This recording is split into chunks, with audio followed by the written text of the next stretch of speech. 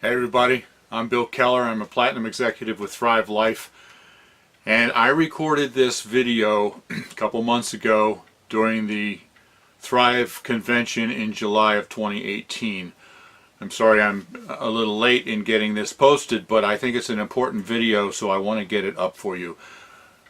The keynote speaker at the convention was a man named Bennet, and he talked about how to connect with people in your business, and specifically how to use storytelling to connect with people. It was fascinating. I really enjoyed it.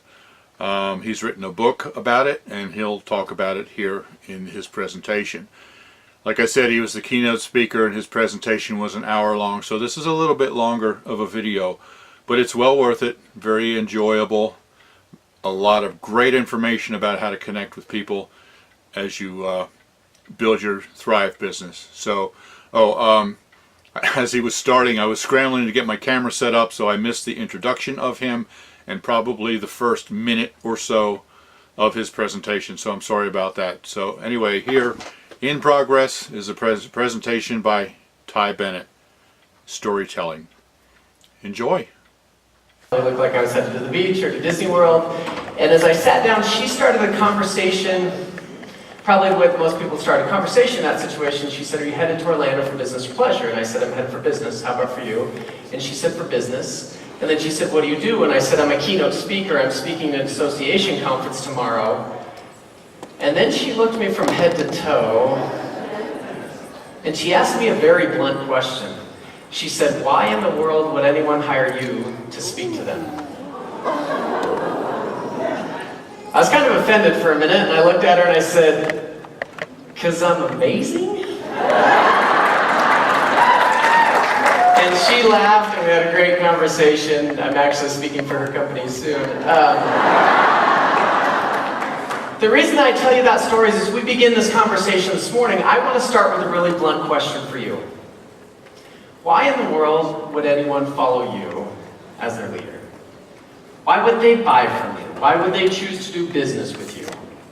Because the answer to that question is vitally important for every single person in here, isn't it? For us to be able to communicate that, to be able to connect with the people that we're talking to be able to move them forward and get them to take action, that's what this business is really all about. Now, my background as an entrepreneur is in building a business in direct sales, and so I understand exactly what you're going through, and I understand the daily grind of what that looks like, and I want to share a couple of thoughts on how, some of the keys, I guess, to be able to move this business forward. First off, I learned a great insight. A couple of years ago, I had a chance to speak for Starbucks. As I was speaking for Starbucks, I was speaking and I was following Howard Schultz, the founder, chairman, CEO of Starbucks. Really unbelievable individual, one of the richest men in the world, the single individual who took that single coffee house in Seattle and grew it to this brand that we all know, 16,000 locations in 53 countries around the world. And Starbucks is unique because it really personifies an entire industry, right? I mean, we use the word Starbucks as a noun. We say, "I'm going to go get a Starbucks," not just a cup of coffee. Howard has a phrase that he uses with his people constantly, and I think it's very applicable to us in this conversation. Howard, as he was standing in front of his leadership team that day, said, "I want you to remember a very important fundamental principle to how we operate here at Starbucks." He said, "I want you to remember that we're not in the coffee business serving people. We are in the people business serving coffee." Now, I think that's been very effective for Starbucks, but I think the reality of this is all of us in this room, we're in the people business, aren't we? You're in the people business. Yeah, you do great things with food, but you're in the people business. You interact with people every single day. You engage with people. You network with people. You build relationships. You make new contacts. Hopefully, you win in the people business. Now, winning in the people business is crucial. But I don't know if you're ever like me. Do you ever feel like sometimes life would be a whole lot easier if you just didn't have to deal with other people? Like, I mean, if we're being honest, like sometimes you're like, really? Like today? And with what I do as a speaker, I fly quite a bit. If we can bring up this video, I'm based here in Salt Lake City, Utah, and Delta is based in Salt Lake City, Utah, so I fly Delta exclusively. I speak about 100 times a year all over the world, and And because I fly with Delta so often, I get upgraded first class virtually every time I fly. It's kind of a nice perk. So not too long ago, I was flying from Salt Lake City to the Bay Area, San Francisco. I was flying from Salt Lake to Oakland. Quick, painless, about an hour and a half flight. I was upgraded that day. I was seated in seat 4B. And I think I was the first person that came on the plane. I sat down. I really wasn't paying attention as people were coming on the plane. And all of a sudden, this gentleman stops next to me and he goes, "Get up, you're in my seat." He said it just like that. He goes, "Get up, you're in my seat." And I looked up and I went, "Wow, I'm sorry, what seat are you in?" And he goes, "This is first class. Do you realize this is first class? You're in my seat." Don't you love people like that? And I said, "Yes, I realize this is first class. I'm also seated in first class. What seat are you in?" And then he asked me what I still believe is the dumbest question I've ever heard in my entire life. He goes, "Did you pay to sit in first class or did you just get upgraded? Because I paid for my first class seat." So I answered him. I said, "I got upgraded," which really stinks for you because that means I paid a lot less money for the exact same seat. I said, "What seat are you in?" And he goes, "I'm in 4C. I thought, "You've got to be kidding me." I said, "This is 4B, this is my seat. 4C is right there across the aisle." And without any hesitation, any apology or anything, he just turns and he sits down in his seat.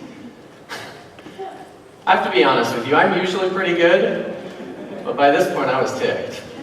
And I turned and I looked at him and I go, "You know what? You would suck at what I do." And he goes, "What?" And I said, "I didn't stutter. I said, you would suck at what I do." And he goes, "Why is that?" And I said, "Because you're not good with people. You are horrible with people." I said, "Just be nice. It's not that hard." And he looked at me with a shocked look like no one had ever told him he was a jerk before. I shared that story last week and this woman in the front row goes, "No, his ex-wife told him he was a jerk. I'm sure of it." Do you guys ever meet the guy in 4C? That's just what I call him now, right? Because he shows up all over the place. I don't know, sometimes you work with it, sometimes you live with him. You're like, "Really? Like, that's who you want to be today?" And here's the thing. In the people business, we want every interaction to go perfect, right? We want our communication to be clear. We want our connection to be deep. It just doesn't always happen that way. I want to show you a quick video clip because I think you'll be able to relate to this interaction if we can play this next video. Hello. How much are they asking? Well, that's a lot of money for a deck. Well, I hate to tell you this, but you're getting robbed. Did you hear me? You're getting robbed.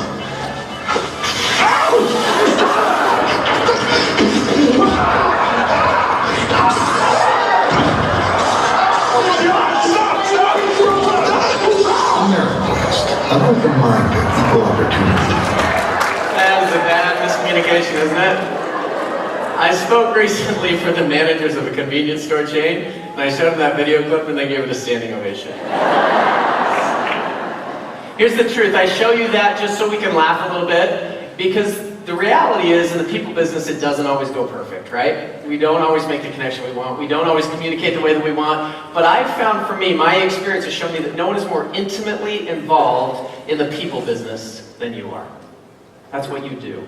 Every single day you engage with people at a level that most people don't. And so learning how to really build those relationships, learning how to be influential, learning how to connect is so crucial for this business. That's one thing that I think is just vital. It's fundamental. It's foundational to what you do. Second, as you start to build this business and the people business, as you start to grow your business, how many of you are new to Thrive within the last year? Fantastic, okay? For those, especially if you're new, and those who've been here a while, you can attest to this. This is a business that requires a lot of persistence, doesn't it? It requires that you keep pushing through. That some days it doesn't feel like it, but you want to keep going. When I think about persistence for me, I think there's some amazing examples, but the person who comes to mind more than anybody else is a gentleman named Mel Fisher. Mel Fisher was the greatest treasure hunter the world has ever known. Mel Fisher was born in Hobart, Indiana in 1922. And after he served in World War II, he moved to California and he bought a chicken farm. And it was in California that he met the two loves of his life. His wife Dolores, who we call Dio, and diving. Mel went diving for the first time and thought it was the most incredible experience he had ever had. He thought it was amazing. And so Mel and Dio were married in 1953. They sold the chicken farm, they moved to Redondo Beach, and they opened up the state's very first dive shop. It was called Mel's Aqua Shop. It wasn't much, but it was the only place that people could go and get equipment. And Mel actually modified a lot of the existing equipment that we use today for snorkel gear and scuba gear. He really made some incredible strides in that arena. In that process, he started diving on shipwrecks and discovered something that he loved just even more than just plain diving. It was diving on treasure, searching for treasure. He thought it was fascinating. Well, they started to grow their little business. At one point, Dio decided to actually challenge the current woman's record of 50 hours for staying underwater in an attempt to gain publicity. So on August 2nd, 1959, she descended into an empty porpoise tank at the Hermosa Beach Aquarium, and for 55 hours, 37 minutes, and 11 seconds, she stayed underwater. Can you imagine that? She drank soup and juice, and Mel dove in and set up a chess table, and they played chess to pass the time. He set up a TV outside of the tank. I mean, they just were growing this business, right? Well, they started diving on all this treasure throughout the Caribbean and down in South America, and then they heard about a 1715 fleet that sunk off the coast of California, and Mel and Dio made a decision. They closed their shop in California, they picked up their family, they decided to move across the country to Florida and to search for treasure full time. You know, most people think that's crazy. But all of you are in direct sales, you're like, yeah, that makes a lot of sense. You know, like, that's what you do, right? You go after it. So they start searching. Well, very soon into the search, they discovered an entire carpet of gold coins on the seabed. All these different discoveries, it was one after another. It was really unbelievable. Well, by about 1968, they discovered most of the 1715 fleet, and so they were looking for another treasure to search for. Well, it was then that a friend gave them a copy of Potter's The Treasure Diver's Guide, and it described Nuestra Senora de la Atocha as the greatest treasure that was ever lost. And so they decided to search for it. It's down and lost off the Florida Keys. They started searching. They searched the ocean floor every single day for 3 years without finding a thing. And then they found an 8.5-foot gold chain that came from the Atocha. That kept them going for 2 more years. So 5 years into the search, they finally found a single silver bar with numbers inscribed that matched the Spanish manifest of the Atocha, and they knew this exists. We're on the right track. We're going to keep looking. Well, 7 years into the search, Mel's son Cain finally found 5 bronze cannons from the Atocha, and they thought, the mother lode's close. We're going to find it. But 2 days later, tragedy struck. One of their ships, the North Wind, capsized during the night, and Cain's wife, and another diver were killed. Mel kept going. He kept searching. Mel had this unique optimism. He had this catchphrase. Every single day he would wake up, he'd gather his crew together, and he'd say, "Today is the day. Today is the day. We're going to find it. Today is the day." I don't know if that's what you wake up and say every morning, but sometimes I feel like, today's not the day. Like, I'm going to go back to bed. I don't know if today... But no, he had this optimism. He just kept after it. He kept moving. And they searched the ocean floor every single day for nearly 18 years to find this treasure. On July 20th, 1985, a magnometer indicated something down on the seabed, and 2 divers dove down to see what they had found. And they found they were sitting on an entire reef of silver bars. They found the mother lode. All in all, they found 900 silver bars that weighed 90 pounds apiece. Can you imagine? They found 2,500 emeralds. They found 3,500 other gems. They found 70 pounds of gold bars, discs, bits, and chain. They found hundreds of other artifacts. Estimates put the wrecks valued over $400 million. Everyone came to see this treasure. Even Jimmy Buffett himself dove down and sat on the pile of treasure. That persistence, that perseverance to keep going is something that this business requires. For you to find your treasure, it requires that you get up every day and say, today's the day. And you keep going after it. And you just go out and you talk to more people and you build those relationships and you start to do it. Now, there's one skill set that I've found is so crucial in the process of doing that, and that is the skill to be able to tell your story. To be able to communicate your story, the Thrive story, the product story, the success stories that you have with other people. Because stories have a unique power, they have a unique ability. Let's talk about it for a minute. If I can get some house lights up just for a second, give me some thoughts. What do stories do for people? Why are stories so powerful? You can just shout out an idea. What do you think? They connect, yeah. We have stories connect with people in a different way, right? What else do stories do? I love it. They can help you learn. Good job, my friend. You are awesome. Okay, what else do stories do? Yes? They validate, absolutely, right? We share an idea, we talk about this product does this, and you can share somebody's story, they validate it in a unique way. Awesome. Why do stories move people? What was that? Emotion. Leah, you're on it. Emotion. Emotion, think about it. People buy based on what? Emotion. People take action based on emotion. People move based on emotion. And so it's great. I'm not saying that communication shouldn't be logical, but it also has to be emotional if we want people to actually take action on our ideas. If we want them to buy, to join us, to move forward, to come to a meeting, whatever it is, right? We want them to engage emotionally. Stories are remembered 500% better than just straight facts and figures. And so if you want your information to be retained, right? Stories have a unique ability that truly move people. And so your skill set in being able to tell your story, being able to tell it well and connect with people is so important. I wrote a book called The Power of Storytelling. This book is something that I wish I had when I was 21 years old. See, when I was 21, my brother Scott and I started a business in direct sales. Scott was a lot older, he was a lot wiser, he had more experience. He was 22, and you know, the truth is, I'd love to tell you our business took off like a rocket, but it didn't. We had ups and downs of building that business just like everybody else.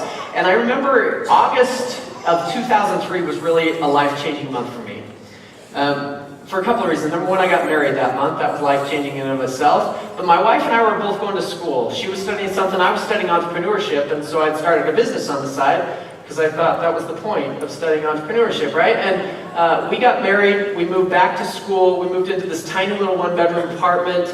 Rent in that apartment was $600. I think the kitchen, the living room, the bed, it was like all one room. When I say room, it was like one room. And it was just gross, like married college student apartment. Like some of you have lived in that apartment before, right? And I hope you don't now, but it was... We shared one car between the two of us. We had normal cost of books, tuitions, living. And I tell that because when we moved back, we moved into the apartment this one particular day, and as we were moving things in, my brother called me. And he said, hey, I just want to let you know, I transferred some money into your account. And I said, thank you, I appreciate it. I appreciate you handling that because I've just kind of been, busy doing this. And he said, just so you know, we only made $800 this month. And so I transferred $400 into your account. Now, here's the truth. That was for sure not the best month we'd ever had. I don't believe it was the worst month we'd ever had. But this was the first time I was going to have to be accountable to somebody. I was going to have to go tell my brand new bride, hey, guess what? I only made $400.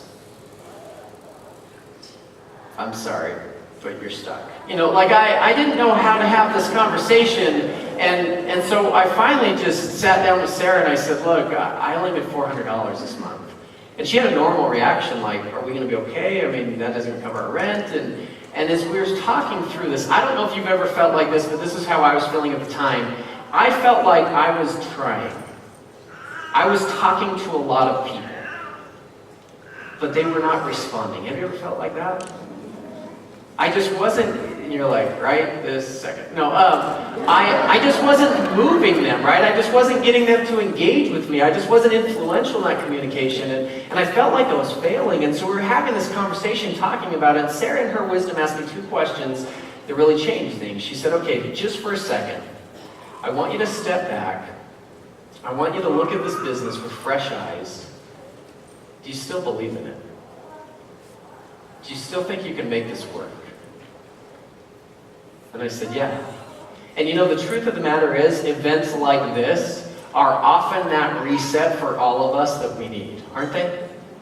You get around everybody who is excited about Thrive and what you're doing, and you get to see new products, and you get to see the founders make fools of themselves, and you get to just have this whole process, and you come out of it and you're like, yeah, I believe that this is going to, it just renews you, right? And so we had that conversation, and then Sarah asked me the tough question, that she said, okay, to get from where you are to where you want to go, what needs to change? I hate that question. Don't you hate that question? Because I was like, everyone else, everything else, I don't know, everybody else. But I knew the answer, I needed to change. I needed to be able to communicate in a way that moved people. I needed to connect with people. And so I made a decision that night that I was going to do everything that I could to master my ability to communicate. To be able to tell stories, to be able to connect, to be able to move people, to become more influential. And so I started to read books like crazy. I started to go to seminars. I started to study great speakers, great communicators. I started to pay attention. I'll tell you a thing that I did that probably helped me the very most. I started to record every presentation that I gave. Have you ever done that before? Is that not the worst experience of your life? Well, first off, for me, my voice sounds so much deeper in my head. Like, I don't know what you're hearing right now, but to me it's fantastic. The first presentation I ever recorded was a 14-minute presentation, and I said 144 times. 144 times! I was like, what was I selling? There was no confidence, it wasn't clear, like nothing connected. I said, would I buy from me? I said, no. I would have laughed and left the room. Like, it was horrible, but it was eye-opening, and I started to work on it, and I started to get better. And in all of those recordings, I started to ask myself the question, what caused people to engage? When they laughed, when they asked questions, when they engaged, what was I doing? And inevitably, I was telling stories. And so I started to focus in on that and study storytelling and try and develop that. And guys, as simple as this sounds, as I got better, our business got better. People responded. We started to move things forward. And the long story short of it is we built that business to about $25 million a year in revenue while still in our 20s. And in the process of doing that, I found something that I really love to do, and that's this.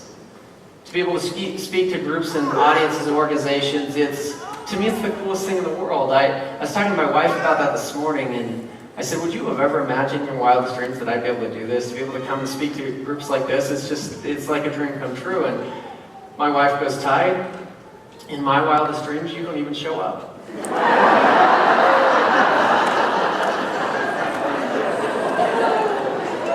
You found that funnier than I did. I travel a lot, kind of scared me. No, my wife's awesome. She's always doing things like that to build me up. Like the other day, I was helping a friend move a couch, and she goes, don't worry, Ty's stronger than he looks.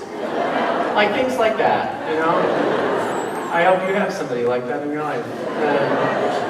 I don't even know what we were talking about now. But so as I started to speak, I started to have people who asked if I would coach them on storytelling in particular. And so it caused me to kind of break down this process to figure out what I was doing. And that's what led me to writing this book, The Power of Storytelling. This is the book I wish I had when I was 21 years old. I wanted somebody to break it down, to really understand what's the blueprint of it. How do you create an influential story? How does it come together? And so I want to give you some of those insights this morning. And my goal is that you leave here in a few minutes with a very specific blueprint of this is how my stories should look, so that you can go out and duplicate them and craft your stories a little bit more effectively, okay? So first off, I think we need to talk about the mindset. Because I think if the mindset isn't right, your approach is not going to be as effective as it could be. So, how many of you have ever read the book, The 7 Habits of Highly Effective People? Okay, quite a few. It's a fantastic book. 7 Habits was named as the #1 business book of the 21st century. 30 million copies sold. If you haven't read it, like right after you read mine, that would be a good book for you to read. 7 Habits was written by a man named Stephen Covey. Stephen Covey lived just up the road here, not very far. Unfortunately, he passed away about 5 years ago. But before he did, Stephen Covey was a mentor of mine. I had a chance to get to know him, to learn from him as I began speaking and writing, and he was incredible. Really one of the greatest men of the last century. Unbelievable. The first time I ever met Stephen Covey was in 2006. He was hosting a political event at his home, and a mutual friend invited me to the event with the purpose of meeting Stephen Covey. And so, after I made a large donation, I was invited to go to the event. And so I went to this event, and he has this big, beautiful home on the side of the mountain, and we go in, and we're kind of mingling, and I'm looking around. It's like the who's who of Utah. which as I said that out loud kind of sounds funny, but like the governors there and the CEOs of different companies and these people that you recognize, and after a few minutes my friend Kevin comes over and he goes, Ty, let me introduce you to Stephen. So he takes me over to Stephen Covey. This is one of my heroes, right? And he introduces me to be Stephen by saying, Stephen, this is Ty Bennet. Ty's writing a book. And Stephen's very gracious. He says, Ty, thank you for being here. It's so great to meet you. He goes, Ty, what's the title of your book? And I said, it's called The Power of Influence. It's my first book. He goes, I like that. That's a good title. He goes, can I give you some advice? This is Stephen Covey. And I was like, yeah. Can I write it down? You know, can I record this? Absolutely. And this is what he said. He said, Ty, make sure you write the book for the reader, not the writer. I said, what do you mean by that? He said, you know, a book that's written for the writer to build themselves up for their own ego, he goes, that book's just not going to make that big of an impact. But if you write a book for the reader, to teach, to inspire, to help people, he said, that book is going to be a home run. And it's like he got this train of thought going. He goes, you know, Ty, I'm a lot older than you. At that point, he was in his late 60s. I was in my late 20s. He said, you know, I think you go through life and you think, you know, life is about achievement, right? What's the next step? What's the next goal? What's the next thing I'm going to achieve? But he said, maybe it's with age, but somewhere you figure out that life, it's actually about contribution. It's about how can I serve? How can I give? That was my very first conversation with Stephen Covey. And to me, it was life-changing. And yes, it was great advice if you're going to write a book, but I think it was broader than that. I think what he was saying is, he was saying that from a mindset perspective, your focus is on the audience, right? If you're going to write a book, you write a book for the reader, not the writer. But if you're giving a speech, it's about your audience. If you're a leader, it's about your people. If you're a teacher, it's about your students. It is always about them. And if we focus on them and we make it about them, a lot of things change. First off, how many of you, if we're being honest with each other, how many of you get nervous or have a fear of giving a speech or a presentation? Okay, statistically they say people fear speaking more than they fear death, which is weird. But there's actually a legitimate reason why that is. Do you want to know why that is? It's because you're still alive after you give a really bad speech. That's why that is. Like, you have to live with that afterwards.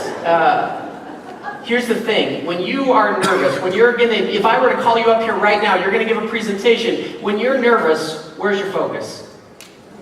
It's on you.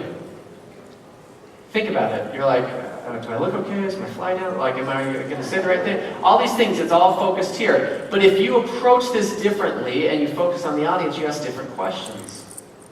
What do they need to hear? How can I help them? Questions create emotions, right? Totally different feeling, and so a lot of those nerves start to dissipate. I also think we go into every presentation with the wrong goal. Here's what I mean. Think about it. You go into any presentation, one-on-one, you're going to give a group presentation, it's over the phone, whatever it is. We go into every presentation with the wrong goal. We go into with the goal of perfection, don't we? We want it perfect. We want them to love it. We want them to buy the product. We want them to join us. Whatever it is, we want it to be perfect. Here's the thing. Have you ever given or seen a perfect presentation? Guys, they don't exist. This is what I do for a living. I promise you. A lot of these speeches are videotaped, just like this one is. In a couple weeks, I'm going to get the video back, and I'm going to sit down, I'm going to watch it, I'm going to go, that's not the same presentation I remember. Like, you guys laughed, and it was fun, and we're engaging, but when I watch it, technically, I screw up like everybody else. I say things that don't make sense, I stutter my words, I miss total cues, all these different things. But sometimes it feels perfect. Because I've realized that I have to shift my goal. My goal is not perfection, because it's impossible. Instead, my goal is connection with you. If I can connect, all those imperfections don't really matter, do they? You've done that. You've screwed up presentations, and in the end, they're like, I love it. I want all of it. I'll buy every product you have. And you're like, what? That was like the worst presentation I ever gave. But somehow you made a connection, and it worked, right? That's fantastic. I think then, if we think about, as we approach people, as we're working in the people business, we have one specific purpose, and that is engagement. What does it mean to engage? Give me an idea. What do you think that means? When you're sitting down with somebody one-on-one, what does it mean to engage? Interact. Connect. Interested, listening, right? Here's the thing, guys. I think we are very good at giving presentations, talking at people. But we're not as good at creating conversations, talking with people. It's a skill set you have to develop where people engage, because without engagement, there's never any influence. Here's where I realized that. I would listen to myself give those presentations that I recorded, and I realized that I had just gone on and on and on and on and on, and then at the end I'd go, do you have any questions? And they would go, nope. I think you covered just about everything. And those people would never join me. Those people would never buy from me. Why? Because I didn't engage them. And so I have to engage them. Well, I think there's a balance for each of us. This is an interesting balance when you think about it from a communication standpoint. I think on one side you have relatability, and on the other side you have credibility. You have to find a balance of those two things. Here's why. If people don't view you as credible, they will not care what you have to say. So you have to bring some knowledge to the table. You have to be able to provide some answers, to provide some solution. You have to be confident in who you are. That credibility has to be there. On the other side, if people don't view you as relatable, if they don't know you, like you, trust you, they're probably not going to go, yeah, that's somebody I want to do business with, somebody I want to hang out with. That's just not how it works, right? And so we have to find this balance. If I go back to when I was 21 years old, as this young entrepreneur, I'm out talking to a ton of people, and it wasn't working. And I couldn't figure it out, because these people seemed to like me. They weren't like dodging my phone calls. They would sit down with me. They just weren't ever buying from me. They weren't doing business with me. And I couldn't figure out what I was doing wrong. And so I reached out to a mentor of mine, a friend, very successful entrepreneur. He was in his early 50s. I took him to lunch. I sat down. I explained the situation. I said, what am I doing wrong? Like, just give me some advice. I will do anything. And he goes, okay, here's what I want you to do. I want you to go to the last 5 people who told you no, and I want you to ask them why. And I was like, I'll do anything but that. Like, what else do you have? Have you ever done this before? This was like the scariest proposition of my life. I was like, what would I even say? And he kind of coached me through it, and so I did. I went back to these 5 people, kind of hat in hand, and I just said, look, I'm not trying to convince you of anything. I honestly just want your help. Will you tell me, just honestly tell me, even if it hurts, what am I doing wrong? Like, what did I screw up? Why did you say no? What are things I could do better? I would honestly like to get better, and if you would tell me the truth, that would be helpful. And so all 5 of them told me multiple things. All 5 of them, though, said the same thing. They said, Ty, it's your age. At the time I was 21, I probably looked like I was 12. And some of you are like, you still do. But I'm 36, so back off. As dumb as this sounds, I had never thought about that before. I was just young enough and just cocky enough that I thought I was incredible, and I had no idea that was an objection in somebody's mind. And so I went back to this mentor and I said, they said it's my age, and he goes, I know. And I was like, really? Like, we had to do all of that? And I said, he goes, you needed to hear it. And I said, okay, so what do I do? I'm not going to wait till I'm 40 to start a business. Like, what am I supposed to do? And he goes, I don't know. And I'm like, what kind of mentor are you? Like, help me out, man. And he goes, well, what did other young entrepreneurs do? What did Bill Gates do? What did Steve Jobs do? And as soon as he said Bill Gates, I had an idea. And it's an idea that I finessed, and I turned it into a story. Can I use you as an example? Do you mind coming up here? Come on up on stage. Let's give him a hand. Yeah, you can take a seat right here, my friend. What's your name? Jeff. So Jeff. Oh, yeah, it's right there. Thanks. Jeff, here's the thing. I'm just going to be honest with you. I profiled you. I needed somebody who looked older than me. And you were the one in the front row that fit the description. Okay, so here's the thing. I would sit down with people like Jeff, who they were older than me, they were more successful than me, they had more experience than me, and now for the first time I realized that Jeff was probably going, why would I listen to this kid? Like before, I didn't know, and so I would just talk and talk and talk, and he never paid attention. Have you ever heard the saying, the elephant in the room? Have you heard that? Like the big objection. What do we typically do with the elephant in the room?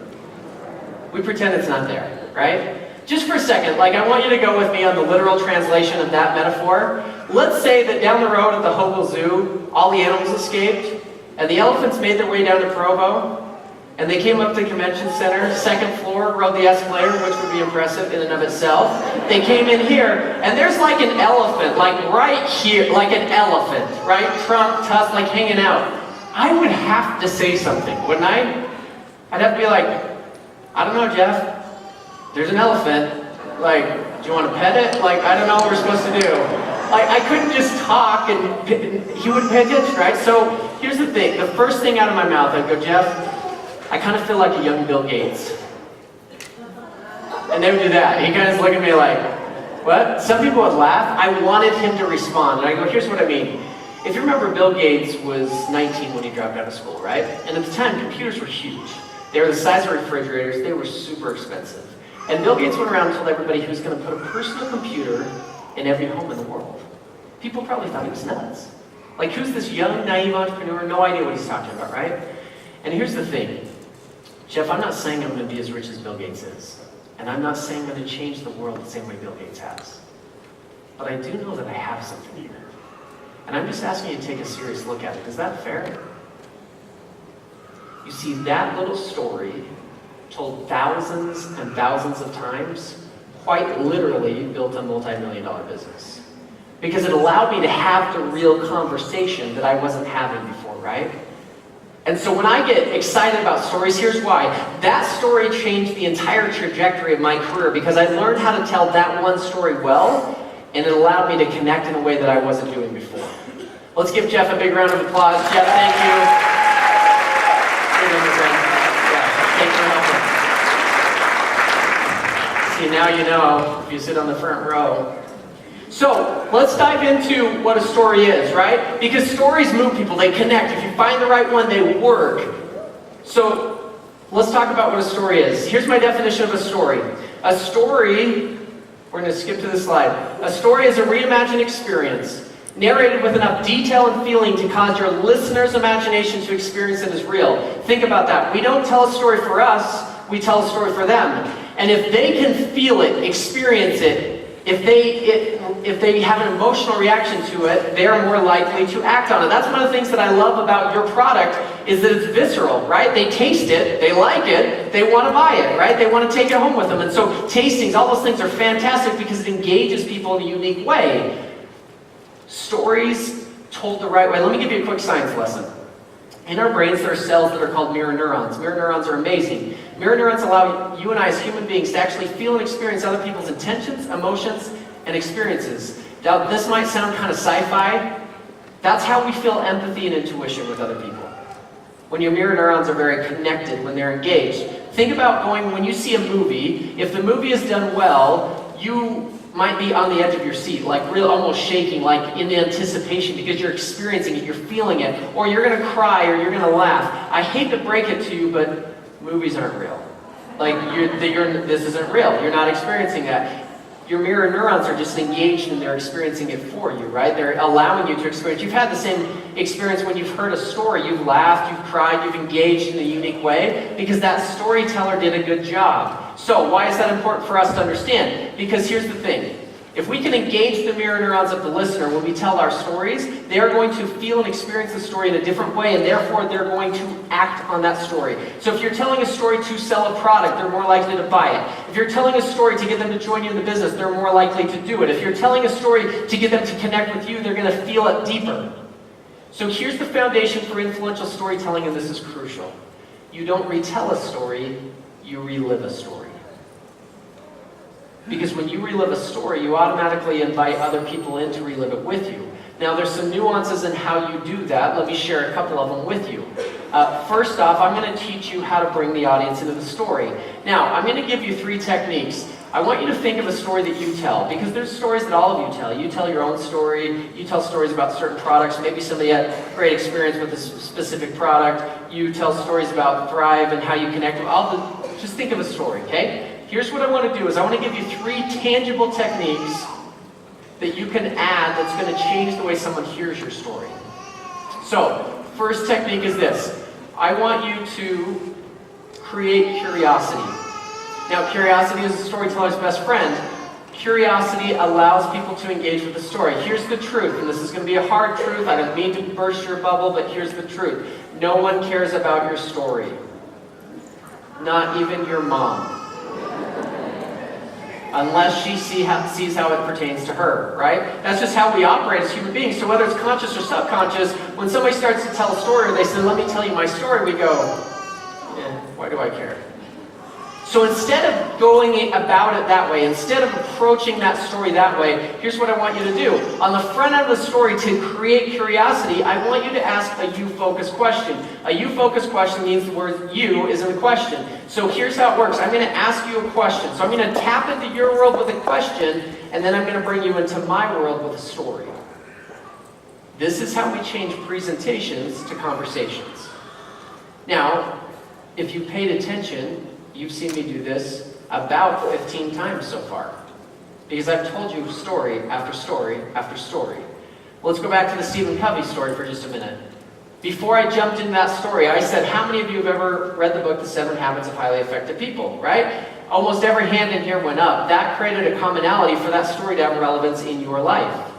So instead of just jumping into the story, I'm just going to tap into your world with a question, bring you in. So that question might sound like, have you ever had this experience? Have you ever had somebody do this with you? Have you ever tried a product like this? Have you ever struggled with this certain situation, right? And it's just kind of a lead into the story. Now, as you think about it, that question is kind of interesting that I asked because that story had nothing to do with 7 habits. It was about Stephen Covey.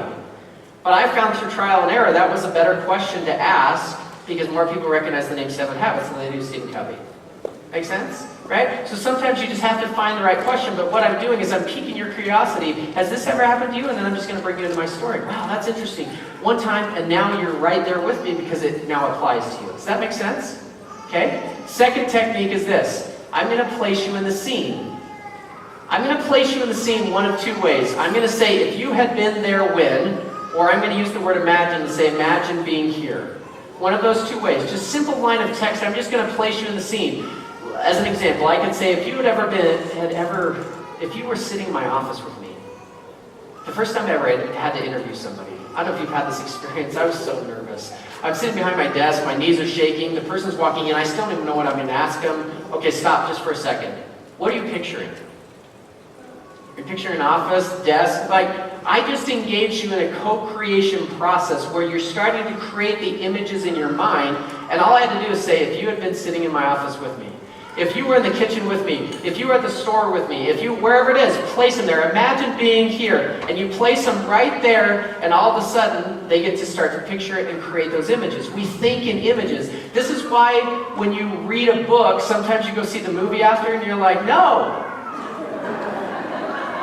Jack Reacher is taller than Tom Cruise. This doesn't make any sense. Casting way off, no. Right? Because you have an image in your mind because you were engaged in the co-creation process, right? You were part of that deal. We can do the same thing by just placing them in the scene. Does that make sense? Okay, third technique is this. You're going to reinforce relatability. You reinforce relatability by having a conversational tone in the way that you speak. You say things like, have you ever felt that before? What would you do in that situation? Can you imagine? I have been doing this all morning long. Have you noticed? Did you see how I just did it right there? Did you see how I just did it again? I can keep going. It's like you're telling a story and just for a second you step out of it and you're like, are you with me? Are you still following me? But just in a very natural way, just so you create engagement, right? Sometimes that's in general conversational speak, right? Just have you ever met somebody like that, right? I used that line earlier today. And sometimes it's more specific because when you're sitting in front of somebody, you know their situation and you might be able to throw it right to them. As an example, with the Mel Fisher story, right when I said Mel and his wife Dio made a decision, they picked up their family, they moved across the country to Florida, and they decided to search for treasure full time. Here's what actually happened up here. I'm just bringing you into up here for a second. When I tell that to normal audiences, most people are like, what? But this woman right over here goes, yeah. It just threw me off, and so I went, well, most people would think that's crazy, but all of you are in direct sales, so you're like, yeah, that makes a lot of sense. And all of you laugh. Why? Because what was I saying? You are Mel Fisher. Do you get that? You're this guy. That's why I'm telling you the story. You're in the same boat. You're treasure hunters. That's what you're doing. That's what I was doing by just naturally reinforcing relatability. Does that make sense? Just simple techniques, but what they do is now I allow you to relive the story with me. Okay, before I give you the structure of a story, I have to give you my number 1 rule, and this is an important rule, because if you mess it up, we've all messed this up. My number one rule is this: if it's not necessary to say, it becomes necessary not to say. I'm going to say that again. If it's not necessary to say, it becomes necessary not to say. How many of you have ever had somebody who's telling a story and you're like, just finish it. Like, just, what's the point, you know? Or you lose interest. Now, if we're being honest, how many of us have ever done that, right? I mean, probably all of us, right? Here's the truth about storytelling. Some people will go, Ty, but you know what, I'm so much better if I wing it. I don't want to sound robotic. Okay, that's great. But winging it is not a business strategy. It might work one time. You might get lucky. But here's the truth. I think you should script out some of your stories. I think you should practice them. I think you should role play them. Not to memorize them, but to internalize them. Those are two different things. Because when you internalize something, you can say it in a natural way. You can share it in a way that flows a little bit better. You can recognize where the pitfalls of that story are. You can be honest with me. Has any of this so far seemed rehearsed, robotic? I hate to break it to you, but this is not the first time I've told these stories. Like some of you after are going to get my book and you're like, wait, he wrote that story word for word the same way you shared it. Right? That's just because I've internalized. It's part of me. And so I can share it, just have a real conversation with you and focus on you because I'm not trying to think of what's the next part of the story. It's just really natural, right? And so you have to put some time into it. It takes a little bit of practice. I can teach you the skill, the structure, but the art of storytelling takes a little bit of time on your end. But guys, here's the truth. If you want to really build this business, you have to treat it like a business. You can't just do this as a hobby. Now, I don't mean you have to do this full time. That's not what I'm saying. I'm saying that that effort has to feel engaged, right? You have to put something into it. Because here's what I found is when I started a business in direct sales at 21 years old, I was not skilled enough in the particular skills or had the experience or the abilities that I needed to be able to build the kind of business that I wanted to build. I had to change with it. To me, that is what I love about this business more than any other facet. I love products. I love the people in it. I love the awards, the recognition, all those things. But what I really love is watching people change. If you will put time into this business, it will change you for the better. It will make you a better mother. It'll make you a better father. It'll make you a better spouse. It'll make you a better friend because you will learn how to really connect with people in a unique way. That's the beauty of it. So, when we talk about a story, there's a model for it. Every story follows a specific model. It is struggle to solution. Struggle to solution. Here's what I mean by that. You hook people with the struggle, you help them with the solution. If the struggle is relatable, the solution becomes credible. There's something in our DNA where we respond to struggle as human beings, don't we? We respond to conflict, to challenge, to struggle. We just emotionally connect with it. Think about it from a movie perspective. If we were to go see a movie this afternoon, and you're excited because this movie's it's supposed to be like the blockbuster of the summer, right? You sit down, you got your drink in one hand, your popcorn in the other. Do you see how I just placed you in the scene? And now you're going to watch this movie, but it ends up being about a guy that just merrily skips through life. No ups, no downs, no challenge, no struggle. Just works out perfect. We would all leave and go, that was the stupidest movie I've ever seen. Here's the problem. In business, all too often, that's how we tell stories. I don't know what it is. I think we're afraid of being vulnerable. Now, the majority of the people in this room are women, so you're not as afraid, which is good. But here's the truth. Vulnerability, if used correctly, is a strength. It allows you to connect with people. Because when we tell stories from the position of solution to solution, we want to look great. The problem is the stories all sound the same. You say, you know, we're great, and we've always been great, and we'll always be great. And if you work with us, it'll be great. And most people are like, great. Because what's emotionally engaging about that, right? What's real? The truth is, you got involved in this business because it provided a solution, so you had a struggle. The truth is, people will buy your products or get involved in your business because you will help them recognize they have a struggle and you have the solution. That's why these stories work. They're struggle and solution. They connect with people in the right way. You want to know where I learned this lesson? My 3-year-old son taught me this lesson. I have 4 kids. They're now currently 12, 9, 7, or 8, and 5. I'm from Utah. And a couple of years ago, my boys, they're now 9 and 8, they love me to tell them stories. A few years ago, they were on the Smurfs kick. Do you guys know Smurfs? Okay, here's the basic premise of Smurfs. There's these little blue people that live in a forest. There's a bad guy named Gargamel who almost catches them, and then they escape. Every Smurf story ever told.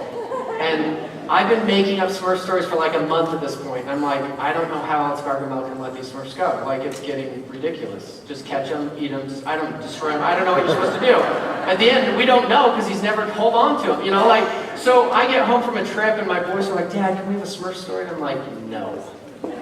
Like, I'm tired, no. And they're like, Dad, come on, we'll never ask again. Last one ever. You know that's true. And so I told them the dumbest Smurf story ever told. I said, okay, the Smurfs woke up and it was Smurfette's birthday and the baker guy made a cake. Okay, go to bed. And my 3-year-old goes, that's not a story. There's no bad guy.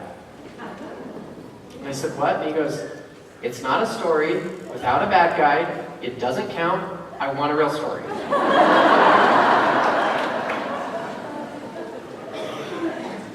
And I just wonder if there are times that you sit down with your neighbor who has known you for 15 years and you try and tell them this illustrious story about how you're going to grow this huge business, and they're like, dude, I know you. Like, just talk to me. Just be real. Share with me why you're doing this and what brought you here and what the struggle is, and yeah, where you're going, because it's not struggle for struggle's sake. We don't want to hear that your life sucks. We want to hear that it did suck and now it's amazing. We want to see the transformational process. Now, here's the truth. Some people go, yeah, but my life's not amazing yet. Well, guess what? None of our lives are really that amazing, but solution is more directional than it is positional. What do I mean by that? It's where you're going. It's the vision of what you want to create. It's the opportunity that Thrive allows you, right? It's painting a picture of where the future can go. So you share these stories and you connect and you engage with them. It's struggle to solution. You start to recognize what brought you to this business. I hope that's clear for you. I hope you understand why are you here? What intrigued you? What got you in these seats? There was a struggle there.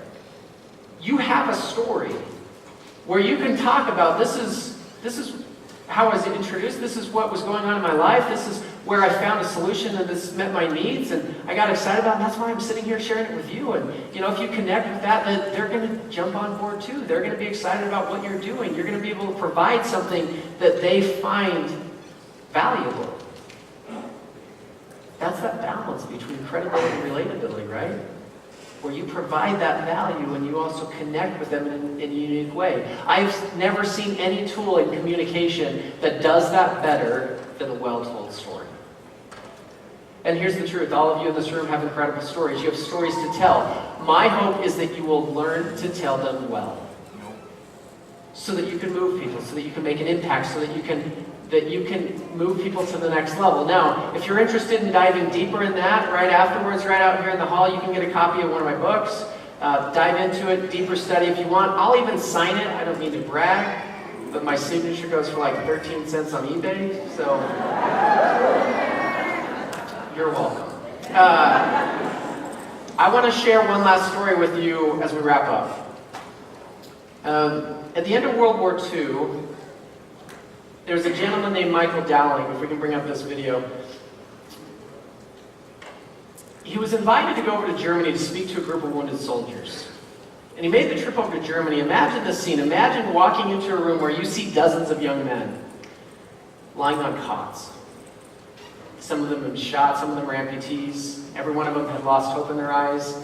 Michael empathized with these young men. He was really emotional. He kind of stood back and he waited for his turn to speak, and when he was introduced to speak to them, he started his speech by saying this. He said, I want you to know that anything is possible. I hope that you dream big dreams because you have a bright future ahead of you and the potential to achieve anything that you desire. Well, the soldiers weren't in very good spirits and they started to boo him. And the booing got so severe that Michael finally stopped and he sat down.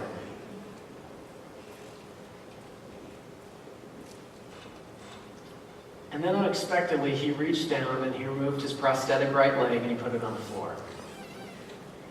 And then he removed his prosthetic left leg and he put it on the floor. And then he took off his prosthetic right arm and he removed his prosthetic left hand. See, what the soldiers didn't know was that when he was 14 years old, he was riding on the back of a wagon in a snowstorm. And something happened. He fell off the wagon. By the time his parents realized he was missing and came back to get him, he had severe frostbite, to the point that they had to amputate both of his legs, his right arm at the shoulder and his left hand at the wrist. Can you imagine what that would do to a 14-year-old kid? He empathized with those soldiers because he knew exactly what they were going through. He had lost all hope in his eyes too. But somehow, with an amazing attitude and the help of prosthetic limbs, he went on to lead an incredible life. He was married, graduated from college, he had 5 kids, and he climbed the corporate ladder until he became the president of a successful bank in Minnesota. Now, sitting there, quite literally a stump of a man, he started his speech over again by saying the exact same thing. He said, anything is possible. I hope that you dream big dreams because you have a bright future ahead of you and the potential to achieve anything that you desire. To me, that's got to be the greatest speech that's ever been given. And his message is what I want to leave you with this morning. Anything is possible. I hope that each of you leave this convention with big dreams on what you want to go and do. With a renewed desire to go and do it, with a renewed belief that you can make it happen, and that you'll go out and you'll bless people's lives, that you'll make an impact, that you'll win in the people business, that you'll continue to persist when it's hard, that you'll show up every day and say, today's the day, and you'll get out and talk to people, that you'll develop the skill of learning how to tell stories so that you can connect with people and move people, and that through that you'll achieve everything you want to achieve. You guys have incredible potential to be able to go and do unbelievable things, and I wish you the best of luck. Thank you so much for having me.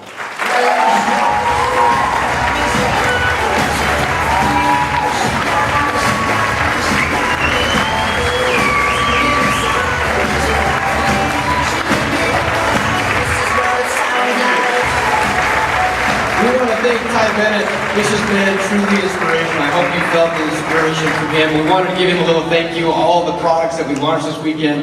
Ty, thank you. Well done. Power storytelling. Just a reminder that we have our mini workshops directly following. They're just downstairs.